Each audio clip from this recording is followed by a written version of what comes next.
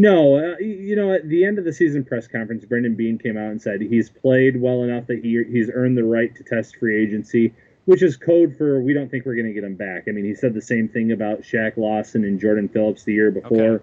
Both signed deals where they averaged $10 million per year. Milano is projected to make between 12 and 14 million a year, and the Bills really just don't have that space out where they can pay him that kind of money when they know that Tremaine Edmonds is going to be coming up in a few years, and you can't allocate that much money to just one position. So if maybe his market isn't what he thinks it's going to be, the Bills will get him for a 1 year deal, maybe around 10 million. But more times than not, as long as there's one suitor for his services that's serious, I think that he's gone. And then all of a sudden, you have to wonder, okay, is AJ Klein the answer? Is Tyrell Dodson the answer? Do you draft a linebacker at 30 or in the second round?